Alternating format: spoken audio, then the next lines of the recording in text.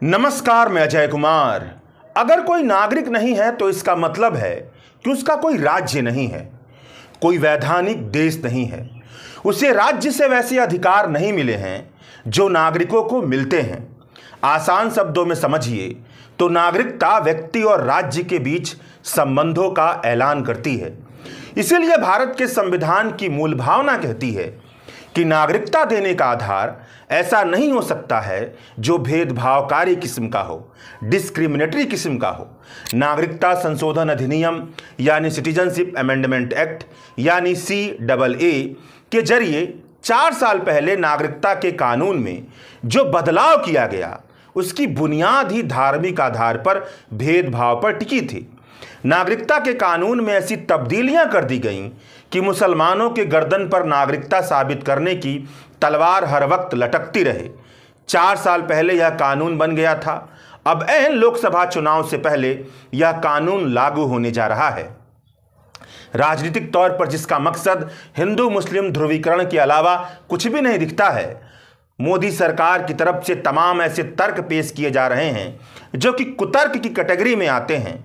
इन कुतर्कों के जरिए मोदी सरकार यह साबित करने की कोशिश कर रही है कि सिटीजनशिप अमेंडमेंट एक्ट संविधान सम्मत है, मुस्लिम धर्म के खिलाफ नहीं है। इस कानून की वजह से मुसलमानों की प्रताड़ना की गुंजाइश नहीं बनेगी। तो चलिए इस वीडियो में विस्तार से बात करते हैं कि सिटीजनशिप अमेंडमेंट एक्ट क्या है, सिटीजनशिप अमेंडमेंट एक्ट पर मोदी सरकार के दिए जा रहे कुतर्कों का ठोस जवाब क्या है। तो चलिए शुरू से शुरू करते हैं। भारत के संविधान के अनुच्छेद 5 से 11 के बीच नागरिकता का प्रावधान है। इसी आधार पर नागरिकता अधिनियम 1955 बना, जिसमें समय समय पर संशोधन होते रहे। नागरिकता अधिनियम 1955 यह निर्धारित करता है कि किसी को किन आधारों पर नागरिकता यानी कि सिटीजनशिप मिलेगी। एक व्यक्ति को भारत की नागरिकता मिल जाती है अगर उसका जन्म भारत में हुआ हो, या उसके माता पिता में से कोई एक भारत का नागरिक हो, या वह नियत अवधि से भारत में रह रहा हो। नागरिकता के तय करने के नियम के बाद सवाल उठता है कि आखिरकार अवैध प्रवासी कौन होते हैं, इलीगल इमिग्रेंट कौन होते हैं। नागरिकता अधिनियम 1955 के तहत अवैध प्रवासी वह विदेशी होते हैं जो भारत में बिना किसी वैध दस्तावेज के रहते हैं, यानी जिनके पास भारत का पासपोर्ट और वीजा नहीं होता है। इसके साथ उन्हें भी अवैध प्रवासी कहा जाता है जो वैध दस्तावेजों के सहारे भारत में घुसते तो हैं, लेकिन इन दस्तावेजों में लिखी अवधि को नकारते हुए अधिक अवधि तक ठहरने वाले बन जाते हैं। यानी दस्तावेजों में लिखित समय से अधिक समय भारत में रहना, जिसकी इजाज़त भारत सरकार से नहीं मिली होती है, जब वह करने लगते हैं तो वह इलीगल इमिग्रेंट की कैटेगरी में जाते हैं। लेकिन नागरिकता अधिनियम में अवैध प्रवासियों के मामले में साल 2015-16 में कुछ बदलाव हुए। केंद्र सरकार ने फॉरेनर एक्ट 1946 और पासपोर्ट एक्ट 1920 में बदलाव के लिए 2 नोटिफिकेशन जारी किए। ऐसा इसलिए क्योंकि अवैध प्रवासियों का निर्धारण फॉरेनर एक्ट 1946 और पासपोर्ट एक्ट 1920 के तहत किया जाता है। इन्हीं कानूनों के तहत केंद्र सरकार विदेशियों के भारत में प्रवेश, एंट्री, निष्कासन और निवास को नियंत्रित करती है। इन नोटिफिकेशनों के जरिए केंद्र सरकार ने यह नियम बनाया कि बांग्लादेश, पाकिस्तान और अफगानिस्तान से 31 दिसंबर 2014 से पहले आए गैर मुस्लिम समुदाय के लोगों के लिए किसी भी दस्तावेज की जरूरत नहीं होगी। यानी 31 दिसंबर 2014 से पहले बांग्लादेश, पाकिस्तान, अफगानिस्तान से आए हिंदू, सिख, जैन, पारसी, जैन, बौद्ध समुदाय से जुड़े लोगों को जरूरी दस्तावेज के अभाव में भी अवैध प्रवासी नहीं माना जाएगा। यानी साल 1955 के कानून में बदलाव आया। साल 1955 के नागरिकता के कानून में जहां कानून का उल्लंघन करने वाले सभी अवैध प्रवासी थे, वहीं साल 2016 के नोटिफिकेशन के जरिए यह कहा गया कि पाकिस्तान, अफगानिस्तान और बांग्लादेश से आए गैर मुस्लिम समुदाय के अवैध प्रवासियों को नागरिकता मिल जाएगी। मगर यह पता नहीं चला कि भारतीय सरकार ने किस आधार पर 31 दिसंबर 2014 का कट ऑफ डेट बनाया है। इसके बाद नागरिकता अधिनियम 1955 में किए गए इन बदलावों को बहुत सारे जन विरोध के बावजूद भी साल 2019 में कानून में तब्दील कर दिया गया और जो यह कानून बना उसी को हम CAA सिटीजनशिप अमेंडमेंट एक्ट कहते हैं। सिटीजनशिप अमेंडमेंट एक्ट में कहा गया है कि अफगानिस्तान, बांग्लादेश और पाकिस्तान से बिना वैध दस्तावेज के भारत में प्रवेश करने के बावजूद अल्पसंख्यक समुदाय के लोगों को अवैध नहीं माना जाएगा और इन्हें भारत की नागरिकता दी जाएगी। इन अल्पसंख्यक समुदाय में 6 गैर मुस्लिम धर्मों अर्थात हिंदू, सिख, बौद्ध, जैन, पारसी और ईसाई पंथ के अनुयायियों को शामिल किया गया है। इन धर्मों के अवैध प्रवासियों को विदेशी अधिनियम 1946 और पासपोर्ट अधिनियम 1920 के तहत देश से बाहर जाने की स्थिति का सामना नहीं करना पड़ेगा कि मगर अगर कोई मुस्लिम है और वैध तरीके से नहीं आया है तो उसे पासपोर्ट कानून और फॉरेन एक्ट के तहत बाहर कर दिया जाएगा। 1955 का अधिनियम कुछ शर्तों को पूरा करने वाले किसी भी व्यक्ति को देशीयकरण द्वारा नागरिकता प्राप्ति के लिए आवेदन करने की अनुमति भी देता है। इसके लिए अन्य बातों के अलावा उन्हें आवेदन की तिथि से 12 महीने पहले तक भारत में निवास और 12 महीने से पहले 14 वर्षों में से 11 वर्ष भारत में बिताने की शर्त पूरी करनी पड़ती है। मगर नागरिकता संशोधित कानून अफगानिस्तान, बांग्लादेश और पाकिस्तान से आए हिंदू, सिख, बौद्ध, जैन, पारसी तथा ईसाई प्रवासियों के लिए 11 वर्ष की शर्त को घटाकर 5 वर्ष करने का प्रावधान करता है।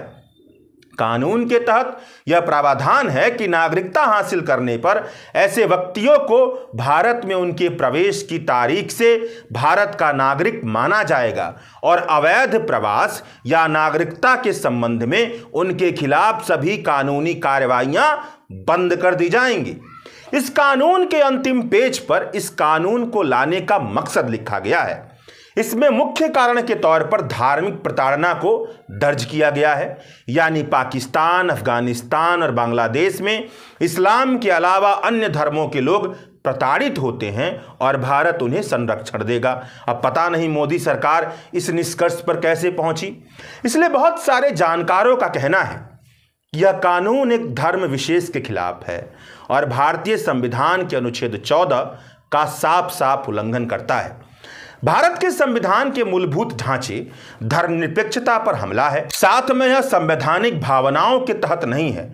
संवैधानिक भावनाएं यानी कि यह कि भारत के संविधान में लिखे शब्दों और शब्दों के बीच मौजूद खाली जगहों को पूरी तरह से पढ़ने के बाद में जो आत्मा उसकी निकल कर आती है, जो उसकी भावना निकल कर आती है, उससे ऐसा कोई निष्कर्ष नहीं निकलता है कि भारत की नागरिकता के संदर्भ में ऐसा कानून बनाया जाए। भारतीय संविधान का अनुच्छेद 14 की भाषा है, राज्य भारत के राज्य क्षेत्र के किसी भी व्यक्ति को, यहां गौर कीजिएगा कि व्यक्ति शब्द का इस्तेमाल किया गया है, मतलब अनुच्छेद 14 केवल भारत के नागरिकों के लिए नहीं है बल्कि भारत में रहने वाले हर एक व्यक्ति पर लागू होता है। विधि के समक्ष समता से या विधियों के समान संरक्षण से वंचित नहीं करेगा। यानी अनुच्छेद 14 भारतीय तथा विदेशी नागरिकों सभी को समानता की गारंटी देता है। यह अधिनियम किसी भी तरह के वर्गीकरण की इजाजत तभी देता है जब वह उचित एवं तर्कपूर्ण मकसद से किया गया हो, साथ में जो क्लासिफिकेशन हो वह तर्कपूर्ण हो। इसका मकसद जो है, जो इस कानून का मकसद है CAA का, वह मनगढ़ंत है और नागरिकता देने के लिए धर्म को आधार बनाया गया है, जो भी तर्कपूर्ण नहीं दिखता है। ऐसे में प्रश्न उठता है स्वाभाविक तौर पर कि क्या यह प्रावधान संविधान के अनुच्छेद के तहत प्रदत्त जो समानता के अधिकार है उसका उल्लंघन करता है, क्योंकि यह अवैध प्रवासियों के बीच उनके मूल देश, धर्म, भारत में प्रवेश की तारीख, भारत में रहने की जगह आदि के आधार पर भेदभाव करता है। कानून में बांग्लादेश और पाकिस्तान को शामिल करने के पीछे तर्क दिया गया है कि विभाजन से पूर्व कई भारतीय इन क्षेत्र में रहते थे, परंतु अफगानिस्तान को शामिल करने के पीछे कोई तर्कपूर्ण व्याख्या नहीं दी गई है। नागरिकता संशोधन कानून को लेकर के पूर्वोत्तर राज्यों, मुख्यतः असम में खासा विरोध रहा है, क्योंकि इस कानून को साल 1985 के असम समझौते, असम एकॉर्ड से पीछे हटने के एक कदम के रूप में लोग देख रहे हैं। असम के अलावा पूर्वोत्तर के कई अन्य राज्यों में भी इसे लेकर काफ़ी विरोध रहा है, क्योंकि वहाँ के नागरिकों को नागरिकता संशोधन कानून के कारण ऐसा लगता है कि जो उनका पॉपुलेशन का डेमोग्राफी है, जो जननांकीय स्थिति है, उसमें बदलाव आ जाएगा। उसका उन्हें डर सताता है। असम में एनआरसी की अंतिम सूची में 19 लाख लोगों का नाम शामिल नहीं किया गया था। आपको बता दें कि एनआरसी से बाहर होने वालों की सूची में हिंदू और मुस्लिम दोनों ही धर्म के लोग शामिल थे। नागरिकता संशोधन कानून में एनआरसी से जुड़ा एक विवाद यह भी है कि इसके आने से असम के गैर मुस्लिमों को नागरिकता प्राप्त करने का एक और अवसर मिल जाएगा, जबकि वहां के मुस्लिमों को अवैध प्रवासी घोषित कर उन पर विदेशी कानून लागू किए जाएंगे। जानकारों का मानना है कि इससे एनआरसी की जो पूरी प्रक्रिया है उसका असम के लिए कोई अर्थ नहीं रह जाएगा।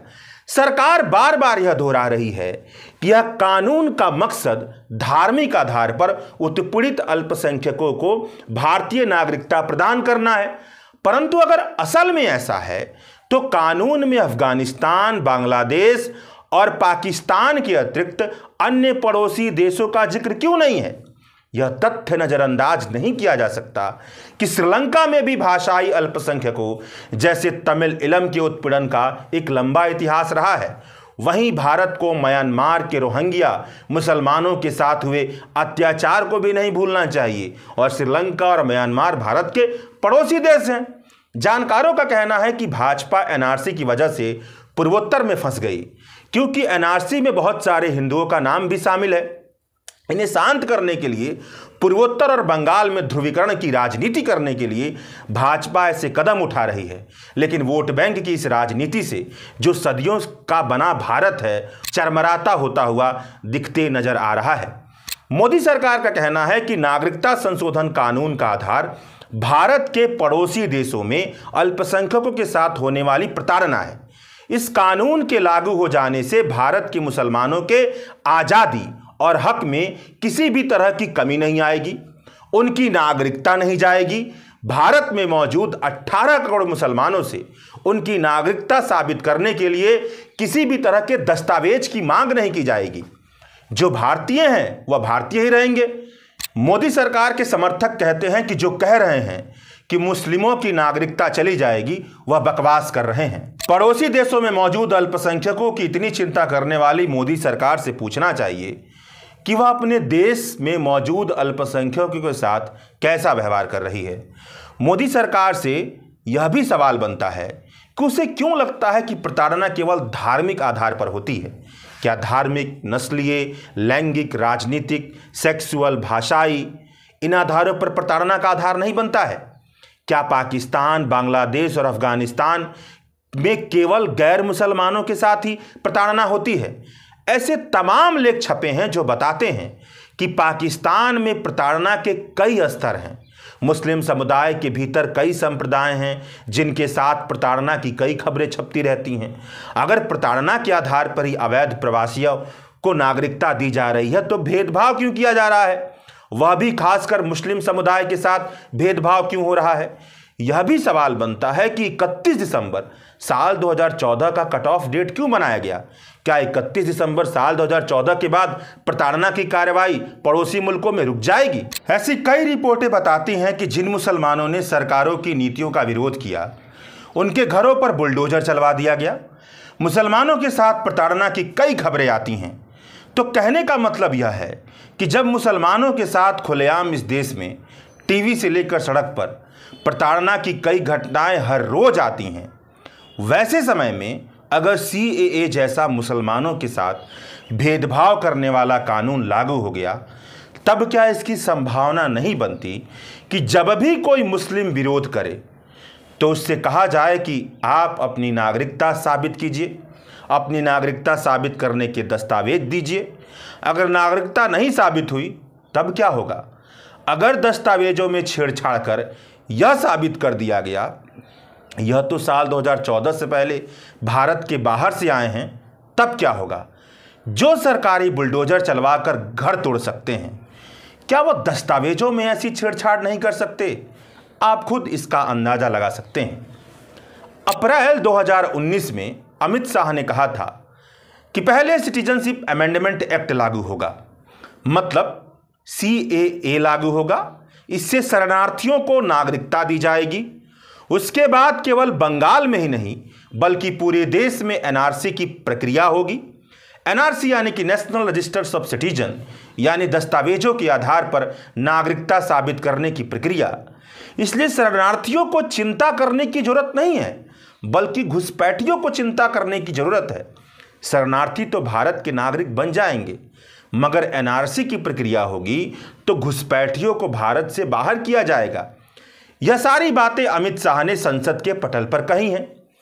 हालांकि सरकार कह रही है कि देश भर में NRC नहीं होगी, मगर फिर भी सरकार का क्या भरोसा, और तब क्या भरोसा जब संसद के पटल पर कहा गया हो और अमित शाह ने कहा हो कि NRC देश भर में होगी। अगर देश भर में NRC लागू होगी तब तो मुसलमानों को दस्तावेजों के आधार पर प्रताड़ित करने का एक पूरा का पूरा परनाला खुल जाएगा। अब अंत में चलते चलते इस बात को समझिए कि बहुत सारे जानकारों का मानना है कि नागरिकता की अवधारणा अपने आप में अलगाव की अवधारणा होती है। ऐसा इसलिए क्योंकि देशों की पैदाइश स्वाभाविक तौर पर नहीं हुई। देशों को इंसानों ने नहीं बनाया। ऐसा नहीं है कि दुनिया जब बनी तो भारत, पाकिस्तान, बांग्लादेश, अमेरिका, इंग्लैंड का भी जन्म हुआ था। इसीलिए अगर किसी व्यक्ति को किसी देश की नागरिकता दी जा रही है तो इसका मतलब है कि दूसरे लोगों को उसे कुछ आधारों पर अलग किया जा रहा है। फिर भी एक राज्य की प्रशासनिक जरूरत है कि वह लोगों को नागरिकता दे, लेकिन इसका अर्थ यह भी नहीं है कि नागरिकता देने का आधार अपने आप में अतार्किक हो, स्वैच्छिक हो, सार्वभौमिक मूल्यों से अलग हो, यूनिवर्सल वैल्यूज, यूनिवर्सल ट्रूथ से अलग हो। इस नागरिकता संशोधन कानून में यही हो रहा है। शुक्रिया। द वायर के और वीडियोस देखने के लिए सब्सक्राइब करें और बेल आइकन पर क्लिक करें। स्वतंत्र पत्रकारिता की आर्थिक मदद करने के लिए डिस्क्रिप्शन में दिए गए लिंक पर जाएं और अपनी राशि चुनें।